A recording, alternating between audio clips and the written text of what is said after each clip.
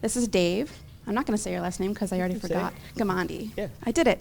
This is Dave Ghamandi. He's here to present on neoliberalism in publishing, which I think is like a core topic, and I'm so glad that you came all the way from Virginia to talk to us about this.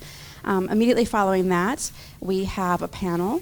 I know Nora's on it, Eamon, Lisa, and Roman are all speaking about information construction and how we can sort of address these topics.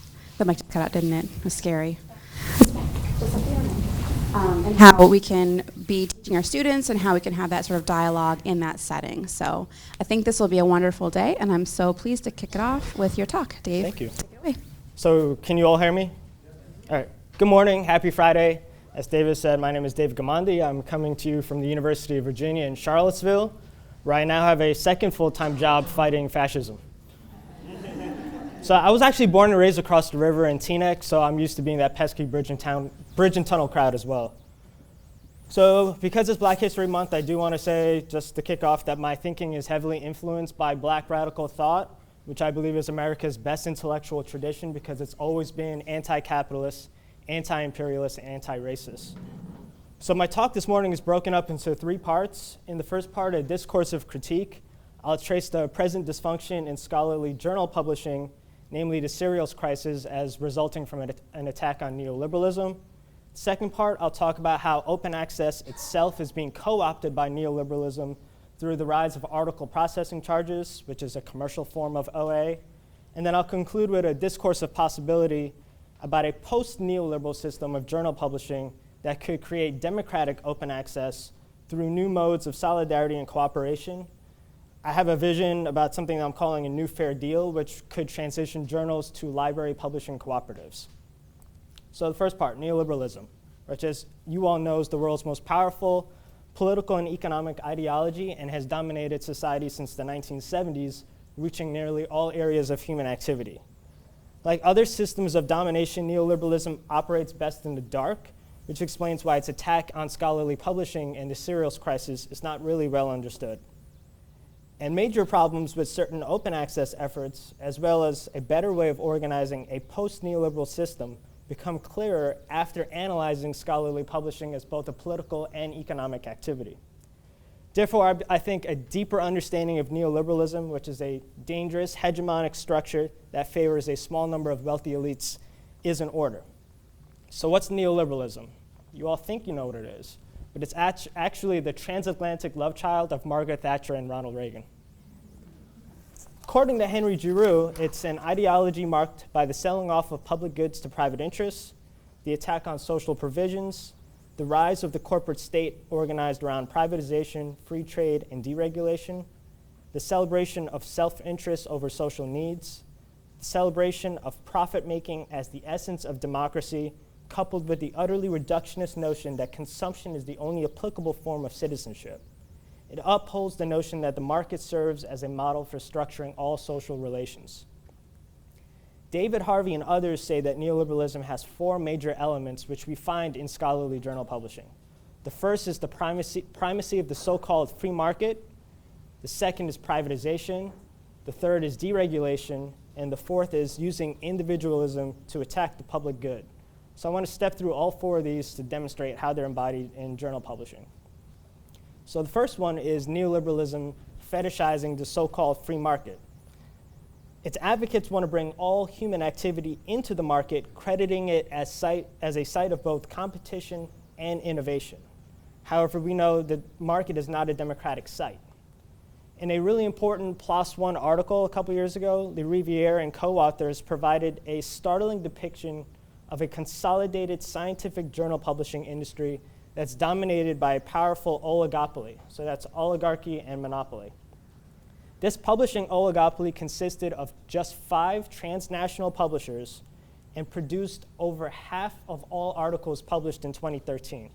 So that's 5 companies producing half of the journal literature in 1 year. And just 3 members of this oligopoly, Elsevier, Springer, and the aptly named Wiley Blackwell, accounted for nearly half of all natural and medical science articles that year as well. High profit margins exceeding 30% provide capital for these oligarchic publishers to further consolidate, monopolize, and internationalize the academic publishing market.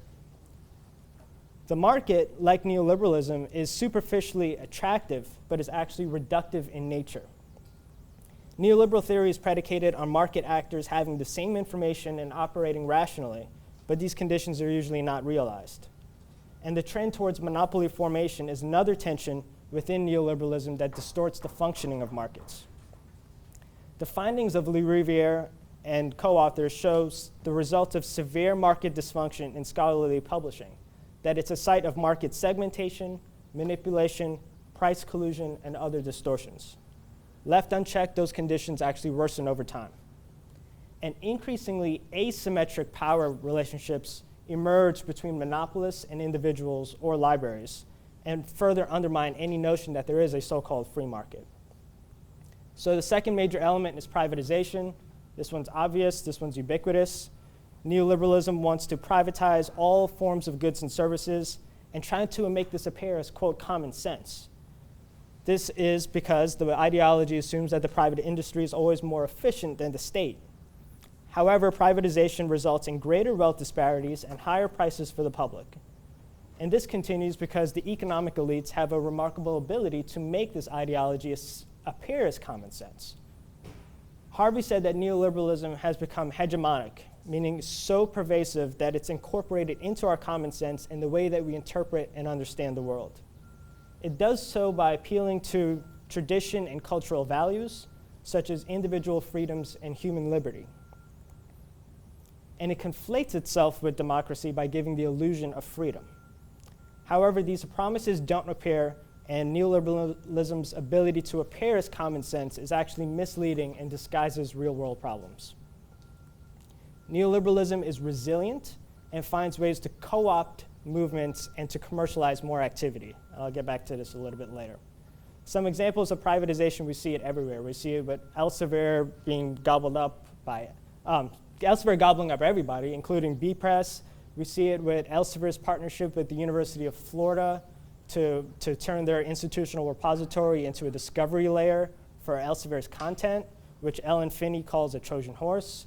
And not to pick on UF, but we also see it with their letter of agreement with Chorus, which is a publisher-led effort. Third major element is deregulation. Neoliberalism's proponents fight to keep the market unregulated and to prevent the government from doing anything that would reduce profit, even if it would help consumers and the public. The effects of little or no price controls in scholarly publishing is easy to see, as both journal subscriptions and article processing charges are both rising faster than the rate of inflation. Harvey correctly said that neoliberalism is suspicious of democracy, which is why corporations seek to expand their power through deregulation. Some examples of this are, I don't know if anyone remembers the Research Works Act, which was an Elsevier-sponsored bill a few years ago that happily got defeated, but that would have outlawed public access policies and it would have undone the NIH public access policy. I think the OSTP memorandum on federal self-archiving is really weak, and that's just really minimal regulation regarding self-archiving of certain grant funding from federal agencies. And they also have rather lengthy embargoes of 1 year. So the last major element is using individual freedom and liberty as an organizing principle to attack the public good and cut social services. The hegemonic class appeals to individualism and a demonization of government have degraded the idea of a public good. And by atomizing the population, social problems that demand collective solutions are transformed into individual failures. And I'm going to pick up on this a little bit later as well. The academy's practices and policies, such as promotion and tenure policies, individualize faculty and researchers and separate them from a larger social construct. And these authors, whose status is increasingly precarious, are stripped of their individual agency and conditioned to view publishing as a site of competition. So understandably, in a quest to just merely survive within the academy, the majority of these authors do not prioritize open access. So I believe that the mask has been ripped off of neoliberalism, that it's impossible to disguise the catastrophic outcomes for the 99%, which were produced using utopian promises, propaganda, manufactured ignorance, indifference, and austerity.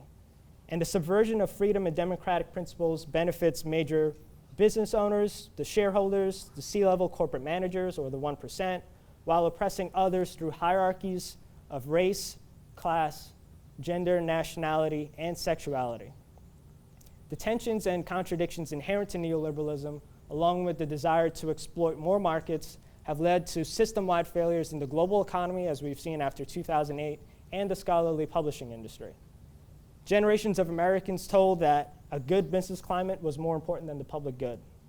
And we were told that government intervention was inherently a bad thing unless it was used to create and enforce markets or protect private property.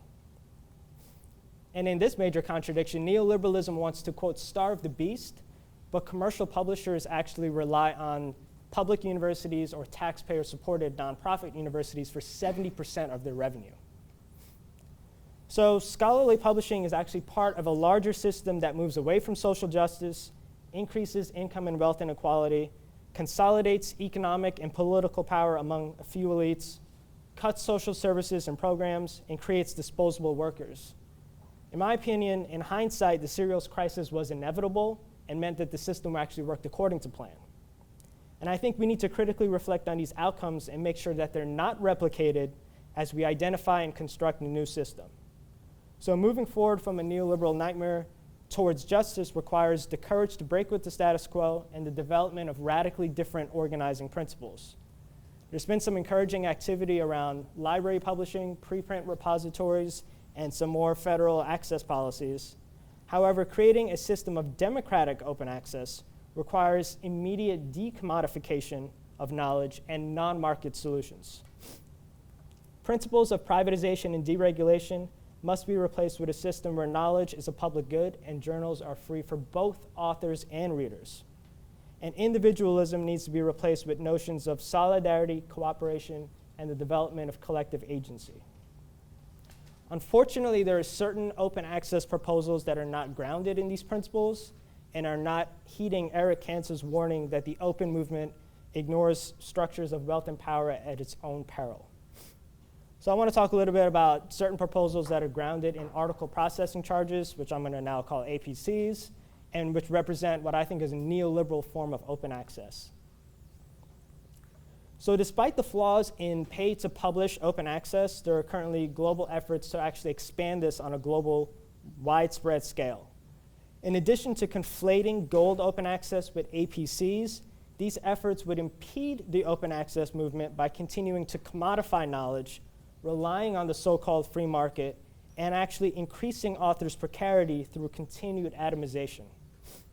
The two significant proposals that I'm talking about, I don't know if anyone's really familiar with these, that want more APC-funded OA are the Max Planck Digital Libraries Open Access 2020 initiative and the Pay It Forward project led by the University of California, Davis and the California Digital Library.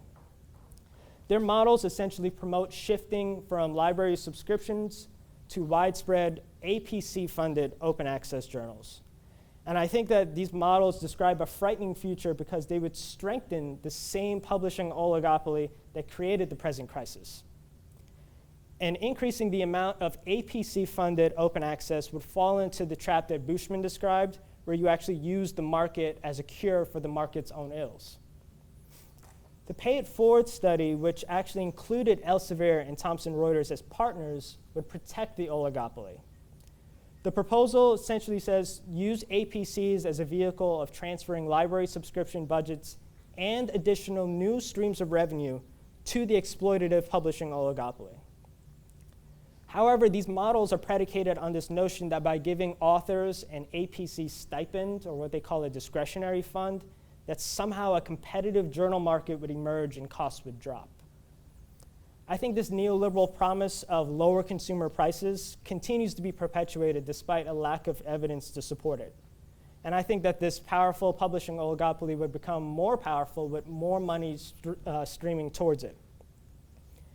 Plutocrats like Stefan von Holtzbrink, who is both CEO of Holtzbrink Publishing Group, which owns Springer Nature, which is a massive conglomerate in its own right, he also is a senator in the Max Planck Society. He would become richer through an initiative like this.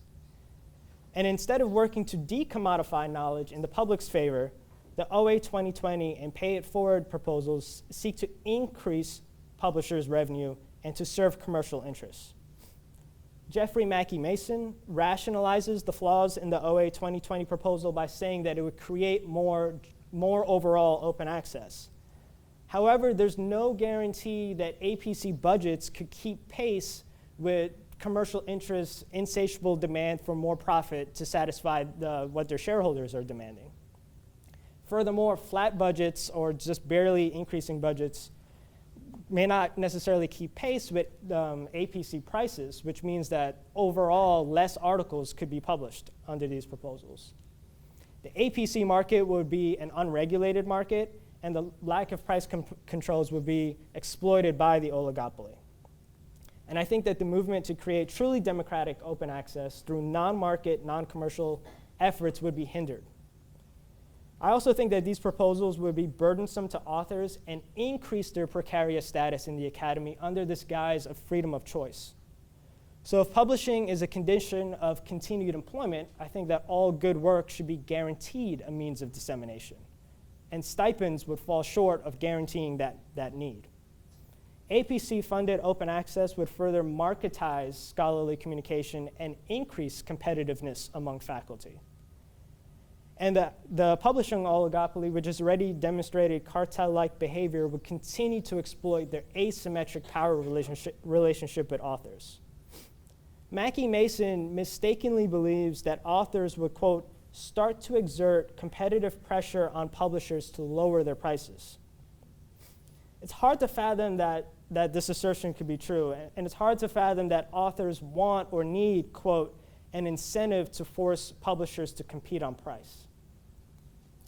It would be difficult for authors to make economically rational decisions in an APC-driven market when they need to satisfy hiring, promotion, and tenure requirements. So I believe that an APC-funded system of open access would be a form of economic Darwinism that takes a survival of the fittest ethic to a new extreme. It would be exclusionary and anti-democratic. It would increase inequality by favoring the favored, meaning those with grant funding or at wealthy institutions. It would place too much faith in the magic of markets. It would create new administrative costs. And most importantly, it would fail to reject the neoliberal project and would leave the powerful publishing oligopoly's power entrenched. And more importantly, it would fail to create sustainable and democratic open access, which is only achievable through decommodification and a cooperative way of organizing production. So if we had more time, I'd lead us in the singing of God Bless America right now. But I want to continue on to the last part, which I'm calling a Discourse of Possibility, and it's grounded in cooperatives. And I'm going to leave some time for dialogue, because I really want to hear what you all have to say, because this is just kind of initial thoughts. So I think that a post-neoliberal system of journal publishing that values justice, equality, solidarity, and cooperation over markets, privatization, profit, and privilege is possible. Publishing cooperatives situated in academic libraries, which are one of the few democratic and multidisciplinary sites left in higher ed, offer the best hope of fulfilling this promise of democratic open access. And I believe that cooperatives could revolutionize the scholarly publishing market. So a cooperative is a democratic way of organizing that simply puts human needs ahead of capital. And some well-renowned principles of cooperatives include voluntary and open membership, democratic member control, the sovereignty of labor, autonomy, the subordinated character of capital, self-management, internal and external cooperation, education and training, and to always be in solidarity with others who are doing similar work. So these principles I pulled from Cooperation Jackson, which is an organization in Jackson, Mississippi, which is the most radical city in America right now. If you all don't know what's going on down there, please take a look. So cooperatives are the most democratic way of producing goods and services because they are managed by member owners who share decision-making power equally. And unlike the largest academic publishers, a co-op could never have outside owners or shareholders. So the multinational Cielo and the Canadian Érudit are examples of successful cooperative publishing efforts. Erudi publishes 100 journals, and 95% of their content is open access, and they're acting to remove remaining embargoes. In a white paper, John Wilinski actually found that there's enough money already floating around in the Canadian scholarly communication environment to make all of those journals open access. And I'm also inspired by Rebecca Kennison and Lisa Norberg's bold and imaginative open access network proposal from a few years ago. And they actually had a pretty detailed framework for creating sustainable and scalable open access. So I want to call for something that I'm terming a new fair deal, which could replace the big deals, which I think we should all start calling the big steals. So bringing together library publishers, scholarly societies, journals, academic institutions, and funders on a basis of cooperation and solidarity would be transformative. It could engender democratic and APC-free open access by shifting journal publishing away from an oligopoly to library publishers and other scholar-led nonprofits like the Open Library of Humanities. This would achieve the necessary break from the profit motive, which would otherwise always undermine this effort to decommodify knowledge. So this is like a rough sketch of how this could work, pulling from other examples. The majority of journal publishing would slowly shift to library publishers who would partner with scholarly societies, journals, and scholars to request money from a centrally democratically managed fund as described in the OA network proposal. So in order for this to work, all institutions of higher ed would need to pitch into this fund based on their ability to pay, which means taking into account the size and wealth of these institutions. The co-op would be governed by a board that represents the various funders and publishers, and grant reviewers would be drawn from and remain accountable to the body of funders. And library publishers would be incentivized to form multi-institutional co-ops in order to achieve economies of scale. So this would essentially make a new fair deal a cooperative of cooperatives along with some independent publishers. And a grant process with clear benchmarks would disperse money in a fair and democratic manner. The strength of this central fund could also mitigate risk and allow editorial boards to feel comfortable leaving the oligopoly and moving to library publishers. And the strength of this fund could also serve as a matchmaker between journals who are looking to leave the oligopoly and library publishers who are wishing to expand their operations. So revolutionizing the system of scholarly journal publishing through cooperatives would not be an easy task, but I think that the injustices that we see with neoliberalism require like really big, bold thinking. So to sum up, the neoliberal university, which is led by a corporate board and really sycophantic managerial administrators, continues to abandon its social and fiscal responsibilities, and it exploits its faculty and researchers in return for a perverse form of institutional prestige. I think that the hiring, promotion, and tenure policies are codified laziness, codified ignorance, and codified injustice. And although higher ed seems to continue to slide into irrelevance for those outside of the ivory tower, and librarians, faculty, and researchers become more powerless, I think that hope has actually not been extinguished. So I just want to share this following analogy. If we think of subscriptions like coal, which is an old and dirty form of energy, I think APCs once seemed like how natural gas appeared to be like a good promise. So whereas natural gas does burn cleaner than coal, which means that it would provide open access, it requires fracking to extract, which is the APCs, the injustice of the APCs. And I think cooperatives represent truly renewable and clean energy, which could provide democratic open access. I also think that library publishing is a social and economic justice project, and it's also an emancipatory project to free ourselves from the cruelty of neoliberalism. So I humbly try to offer a critique that is meant to challenge common sense, unsettle minds, and discuss how power and politics play in scholarly publishing. I think that the neoliberal form of scholarly publishing is more fragile than it appears, and it's actually predicated on our fear and complacency. One of my other goals that I'm trying to do is provide words and ideas necessarily to help develop individual and collective agency and to allow us to begin operating with greater clarity and courage and solidarity. So I think now's the time to really merge theory with action and reflection, and to infuse the whole process with radical hope. So in some ways, I'm picking up on yesterday's opening keynote. And I think that's why the Library Publishing Coalition, Punctum Books, and the Radical Open Access Collective, along with every act of resistance, no matter how small it is, needs to be celebrated. And Angela Davis reminds us that you have to act as if it were possible to radically transform the world, and you have to do it all of the time. Thank you.